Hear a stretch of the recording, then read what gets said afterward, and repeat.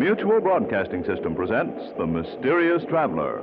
Written, produced, and directed by Robert A. Arthur and David Kogan, and starring tonight two stars of stage and radio, Wendell Holmes and Roger de Koven, in an original radio drama titled The Man Who Vanished.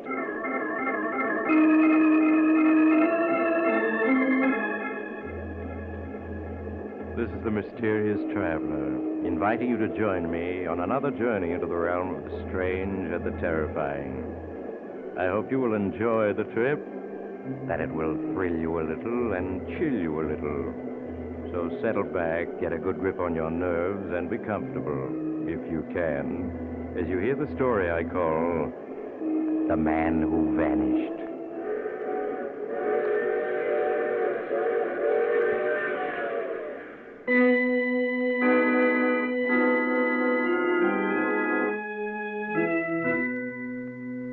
Our story begins in a small, white-walled hospital room. Charles Ordway, a man of 45, has just awakened. He looks about him in puzzlement.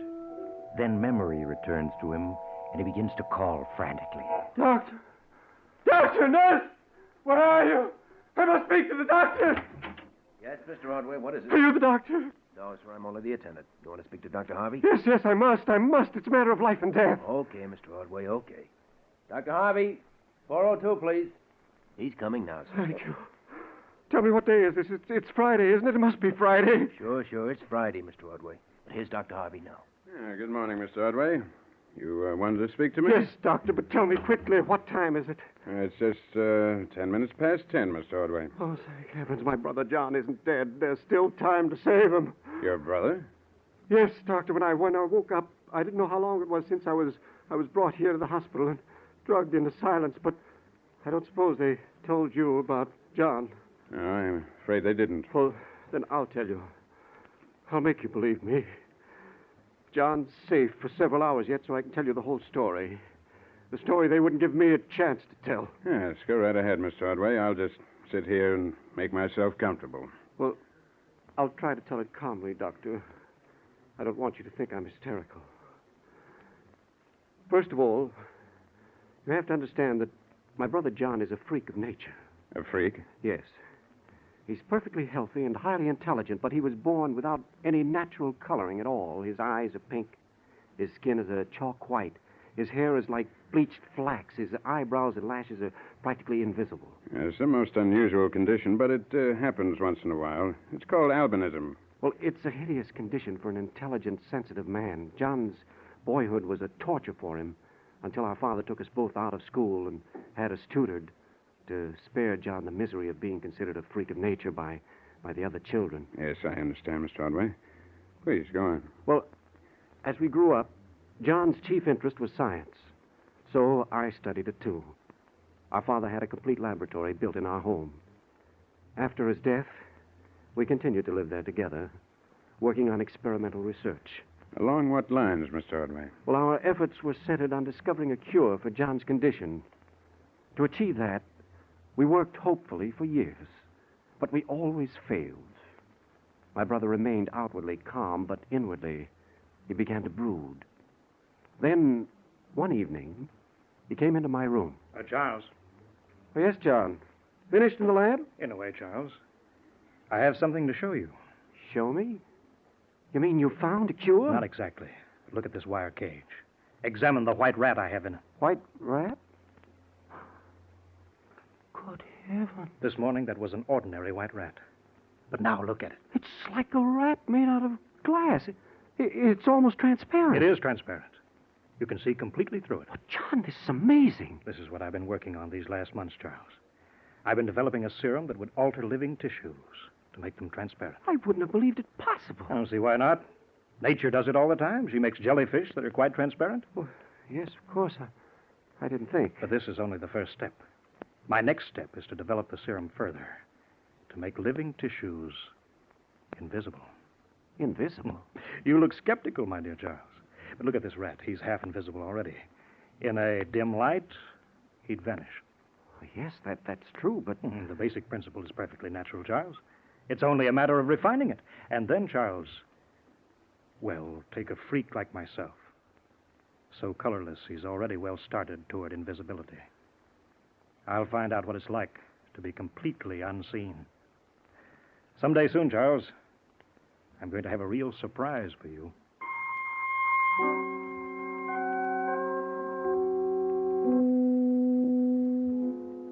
That was my first introduction to John's experiments. After that, for many weeks, he worked in secret. Then one morning, he called me into the laboratory and showed me a cage that seemed to be empty, but there was something scurrying about it, a rat, an invisible rat. To the touch, it was warm and furry, filled with life. But to the eye, if the light was not too bright, it was nothing. Well, Charles, convinced now? Yes, I'm convinced. You've succeeded, John. Not quite. I haven't made myself invisible yet. You're not going to try your serum on yourself. Of course I am. Listen, Charles. Always I've been considered a freak. Now I'm going to turn the tables. I'll mingle with people and I'll laugh at them. I'll be their superior, able to come and go without their knowledge. Able to control their very destinies if I wish. John, that's madness. On the contrary, it's scientific fact. You'll see, because you're going to help me. No, I Surely refuse. You're not going to let me down, your own brother. Well, of course, John. I knew I could get your help. Here's a hypodermic full of the serum. All I want you to do is to inject it into my arm. And watch the result.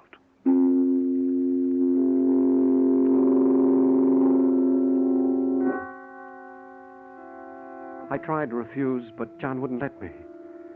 At last, I gave in. I injected the colorless serum into his veins.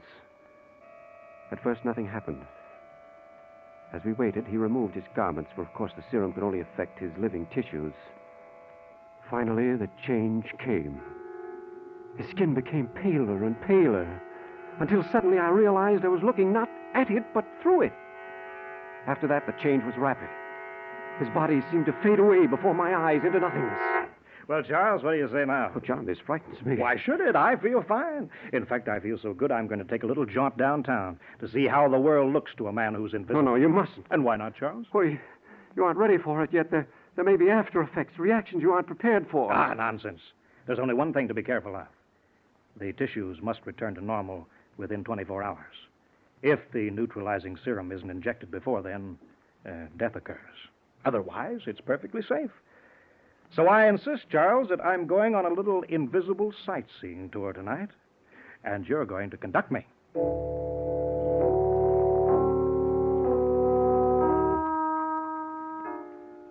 Again, I tried to say no, but John was insistent. At last, I gave in. His was always the stronger will. We took the car, and I drove downtown. He sat beside me, unseen as the very air, laughing to himself. John, let's turn back now. Turn back, I should say not. Drive to Main Street and park around the corner from the Watson jewelry store. The one where our old schoolboy companion, Harry Watson, works for his father. Well, why, John? Because I'm going to try an interesting little experiment. That's why.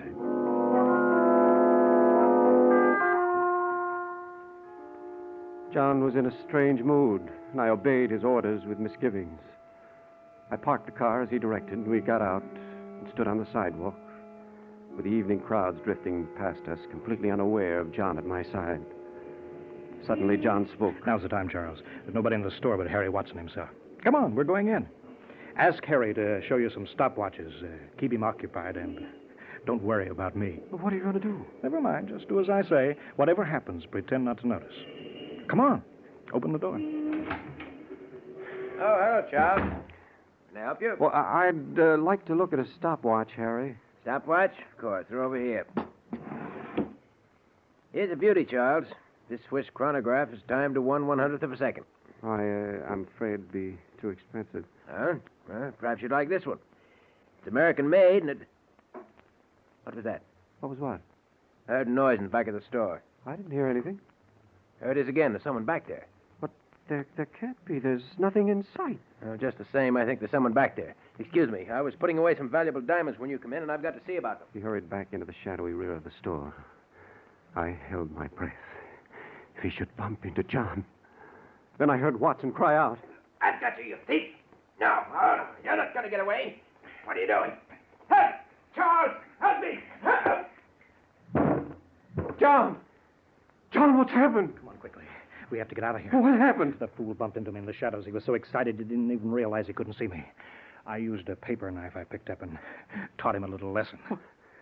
He's not dead. Come on, we got to get out of here. Someone may have heard him.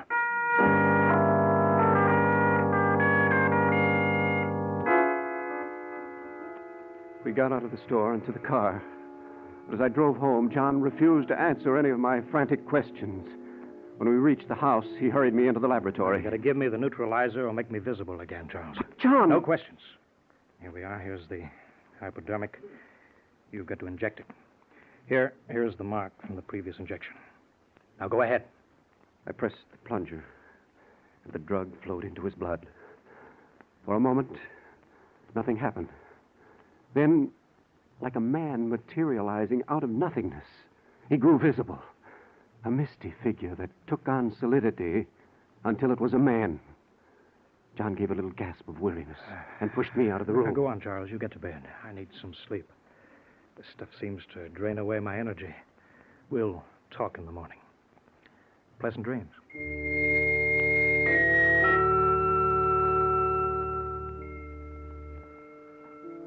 The next morning, I was having breakfast when John finally appeared. Good morning, Charles. Sleep well? John, look at this newspaper. Anything in it? Yes, there's something in it. Look at these headlines. I see. Local jeweler killed, store robbed, $50,000 worth of diamonds missing. Huh. You killed Harry last night. Yeah, so it seems. Pour me some coffee, will you? John, I don't understand you. You've killed a man and you act as if it amounted no more than swatting a fly. Well, does it? Of course it does. I can't feel that way about it. When we were small boys, you'll remember that Harry Watson was one of my chief tormentors. Yes, but I've always planned to pay him back. Last night I decided to play a little joke on him. murder is hardly a joke. I didn't intend to kill the fool. I just meant to make away with one or two of his father's diamonds. After Harry had had a chance to explain their disappearance, I was going to mail them back. Yes, the diamonds. The paper says $50,000 worth of missing. Oh, probably an exaggeration. However, put your hand into your left coat pocket, Charles. What? Pocket? What? There are a dozen loose diamonds here. Yes, I put them there last night. I couldn't very well carry them myself. We must send them back at once. Well, I'm afraid that might involve us somehow. No, we'll have to keep them. John, what's happened to you? Overnight, you've become a monster, able to dismiss the worst of crimes with a shrug. Please understand this, Charles. For years, I was an object of curiosity. I even had offers to appear in sideshows. Now the tables are turned. I can walk among men, unseen, invisible. That gives me a power that is very sweet to me. I haven't decided yet how I shall use it. But in any case, I won't have you interfering. Is that clear, Charles?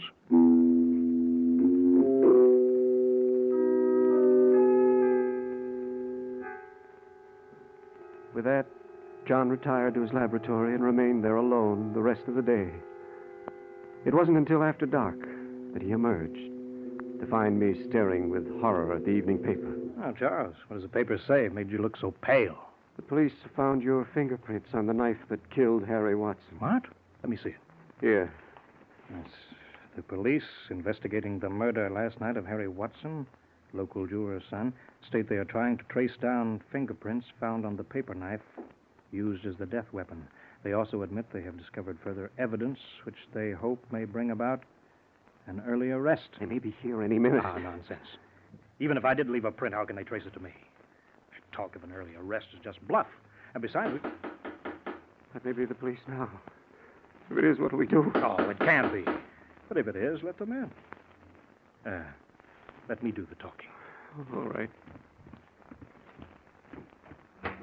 Yes, what is it? Mr. Charles Ordway?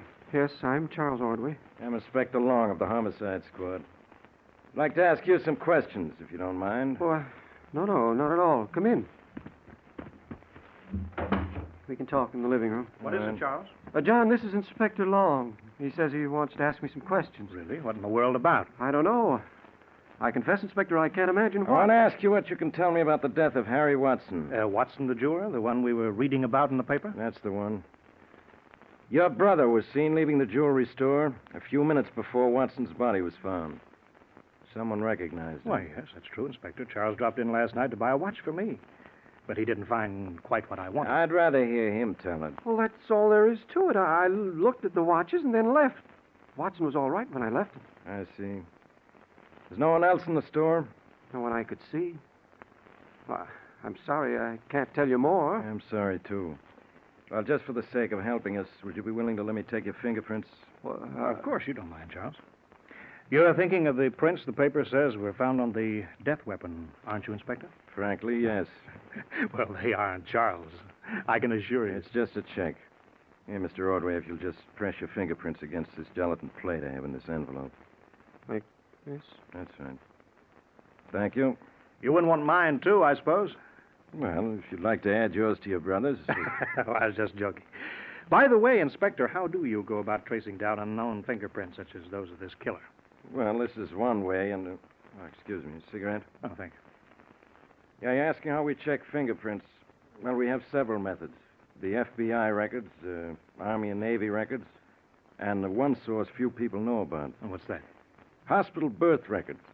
For a number of years now, they've recorded the footprints and fingerprints of every baby born in this city.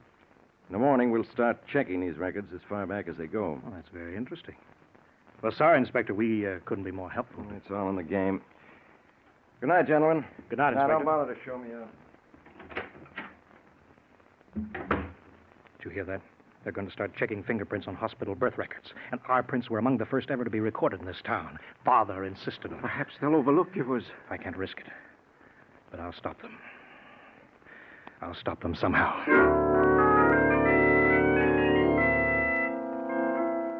Without explaining, he hurried into the laboratory. 10 minutes later, he emerged, dressed to go out. His hat pulled well down over his face. And his face... What is it?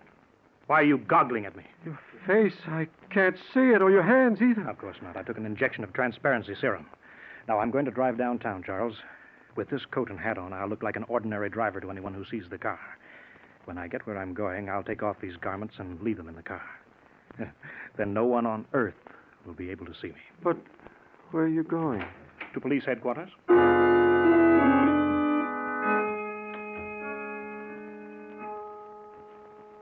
With that, John left. I heard him drive off. And then I could do nothing but wait. The hours crawled slowly past, and I grew more and more nervous. The clock was striking 11 when I heard John's key in the door at last. John, is that you? Yes. Charles, come here. I need you. What is it? What's happened? It's my ankle. I think it's broken. Here, lean on me. I'll help you into the living room. Yeah. Oh, careful. What, John, your coat's all bloody. Yes, they shot at me. Nicked my side. It's not serious, Charles. Here, let me sit down. Shall I call a doctor? No. We'll tend to the bullet scratch in the ankle ourselves. It's a reasonable price to pay, considering that Inspector Long is dead. Dead? Yes, he fell from the window of his office on the 6th floor of police headquarters, while apparently quite alone in the room. And you killed him, too? Of course I did. I had to. Luckily, he had the paper knife there in his office. I was able to wipe all my prints off it. I found the photographs of the prints in his desk, too. I tore those up and I burned them. How'd you get hurt? I tried to slip out of the building again during the confusion that followed Inspector Long's accident. I'd reached the 1st floor when a clumsy cop bumped into me in a dark hall. He yelled and grabbed at me. I had to duck through a door and lock it. I got the window up and was just climbing out when he fired through the door. The bullet nicked me and I lost my balance. When I picked myself up off the ground, my ankle was broken. But I hobbled to the car somehow and, well, here I am. John, what are we going to do? Just sit tight, that's all. The evidence is destroyed. Inspector Long is gone. We're perfectly safe. But suppose they have some other clue. Nonsense. I've taken care of everything, you hear? John. What is it, Charles? Car just stopped in front of the house. Car? See who it is. Yes. It's a police car. Oh, we've got to act fast. They mustn't find me like this. What can you do? First, I've got to get these clothes off. I haven't time to take my neutralizing serum now. I'll just have to hide. They'll not find me if they can't see. Oh, John, you're ill. I feel weak. It's a loss of blood. It's nothing serious, Charles. But I may faint. If I do, Yes, John? hide my clothes in the kitchen hamper. Yes. Then carry me down to the cellar. Put me in the empty storage room. Lay me on the Excelsior there. Now, if they look in, they'll see it's empty. They won't go stumbling around. Do you hear me? Yes, I hear. But, John... He fainted in my arms. I had no time to think. Swiftly, I did as he had instructed. I carried him down to the small storage room in the cellar, placed him on some Excelsior in a corner, and hurried back upstairs. Already the police were pounding on the door. I jammed John's bloody clothes into the kitchen hamper, and then I hurried to the door. Yes, what is it? The police, Mr. Ordway. We're coming in. Bill, Joe, come on. Yes, Captain. The rest of you watch the house and see that no one leaves. What is the meaning of this? I demand an explanation. And you'll get it. Now, where can we talk? In here? Good. All right, please sit down, Mr. Ordway. I'm Detective Captain Belden. My chief, Inspector Long, was here earlier. Yes, I know, and I answered all his questions then. Well, now I'm asking more questions. Long's dead. Inspector Long dead? But even so, Listen, why? Ordway. Long smelled a rat in this setup someplace, and earlier tonight, when he got your fingerprints, he also got your brother's. But he didn't. He got them on a cigarette case when your brother took a cigarette. It's an old trick. After he died tonight, we found the case in his pocket, carefully wrapped. Well, what of it? In some mysterious way, all the pictures of the murder prints we took off the paper knife that killed Watson had vanished. But we had the negatives. We made new prints and discovered they checked with your brother's prints on Long's cigarette case. Ordway, your brother killed Harry Watson last night. That's completely ridiculous. Is it? Okay, we'll see. Where's your brother now? Why, he's not here. He went away on a trip. Hiding, huh? Bill, Joe. Yes, Captain. Search the house from cellar to attic. And don't miss a thing. Right you are, Captain. Come on, Joe.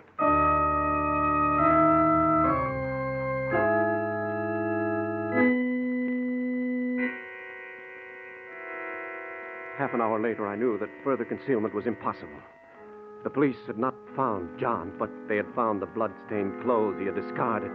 And in my desk, they had found the diamonds which John had stolen. I knew then I must tell the truth. Well, Ordway, ready to talk yet? Yes, I'm ready to talk, Captain. My brother did kill Watson. Okay. Where is he now? He's hiding down in the cellar. Captain, that's the monarchy. We looked in the cellar, and he ain't there. Of course, you didn't see him. He's invisible. He's what? He's invisible, I said. You say your brother is invisible? Yes, that's why they couldn't see him. Ordway, you know what I think? I think you killed your brother in a quarrel over these diamonds and buried his body in the yard someplace. That's how these clothes of his got bloody, isn't it? Come on, admit it. No, my brother was wounded by a bullet after he killed Inspector Long. That's how his clothes got bloody. Yeah, I suppose he was invisible when he killed Long, too.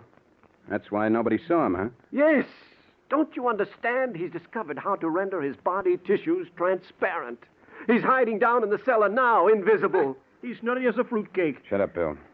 Ordway, your brother is down in the cellar now, huh? Yes, he is. He fainted, and I carried him down there. And just which room is he in? The little storage room at the foot of the stairs, the one at the metal door. How about it, boys? Did you look there? Sure we did, Captain. We looked in there twice. There ain't a thing in that room but a little Excelsior. Right, we both looked. That room is as empty as a busted piggy bank. You see, Mr. Ordway, if he'd been there, my men would have found him. But he's there. They didn't see him because he took the serum. He made himself invisible. All right, Mr. Ordway. Just calm yourself. Now, listen, my men say the room is empty. Yeah, except maybe for rats. We heard a couple stirring in the Excelsior, so we bolted the door after we looked in. Figured we might as well keep the rats inside. You bolted the door. No, you mustn't. Captain, we've got to let John out. If he's not let out, he'll die. I've made plenty of wax, but this is a new one. Yep, he's got it bad. Ordway, I'm afraid you'll have to come with us. Now, will you come quietly while I have to put the handcuffs? No, you can't take me away. I have to let John out of that room. If he doesn't get an injection of the neutralizing serum inside 24 hours, he'll die. Sorry, Mr. Ordway, but come on, boys. No. Give me a hand. Got to get him to the psychopathic No. ward fast. No, you got to believe me. You've got to let go of me. No, no, no.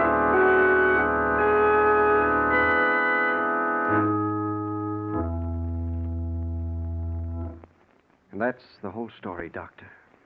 They wouldn't believe us. They brought me here to the hospital charged with John's murder. And when I kept trying to tell them he was alive, they gave me a narcotic. But he is alive. He's locked in that room in the cellar. And if he isn't let out soon, he'll die. 24 hours is the limit, but there's still time to get to him. Yes, I understand, Mr. Ordway. I'll see to it that he's released at once. You mean it, Doctor? You believe me? Yes, of course. Oh, attendant. Call me, Doctor. Yes, go get my car ready, will you? We're going to Mr. Ordway's home at once to release his brother. Yes, sir. Right away, Dr. Harvey. Oh, thank heaven you believe me, Doctor. You'll be in time to save John. You'll find the serum he'll need to bring him back to normal in a green bottle in the laboratory. I'll take care of him. You go back to sleep now, Mr. Ordway. Yes, I will. I can sleep now. I can sleep. How is he now, Doctor? He's quiet now. He'll be all right. You know, Doctor, sometimes I can't help thinking. Yes, Johnson? You know, he's locked up here at State Hospital for bumping off his brother. Eventually, they found his brother's dead body locked in a little room in the cellar. But I can't help wondering what the cops would have found if anybody had taken Mr. Ordway serious that night he was brought here 10 years ago.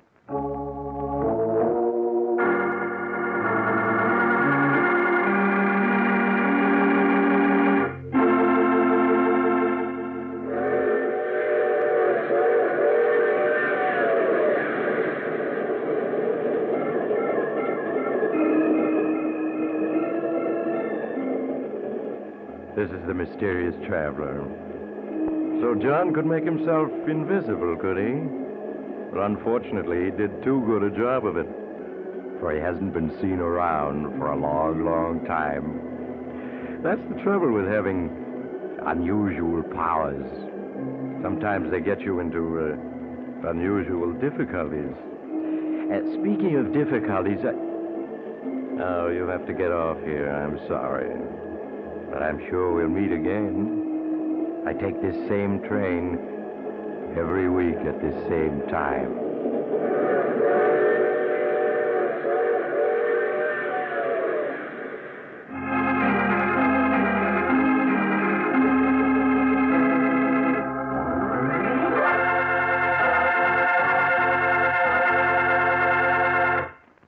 You have just heard The Mysterious Traveler, a series of dramas of the strange and terrifying. All characters in tonight's story were fictitious, and any resemblance to the names of actual persons was purely coincidental. In tonight's cast were Maurice Tarplin, Wendell Holmes, Roger DeCoven, Art Carney, and Richard Coogan. Original music was played by Paul Taubman. Broadcast engineer was Al King. Sound was by Hal Reed. The Mysterious Traveler is written, produced, and directed by Robert A. Arthur and David Kogan.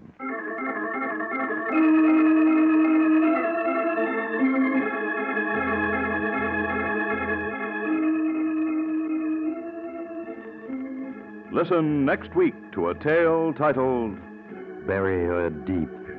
Another strange and suspenseful tale of the Mysterious Traveler.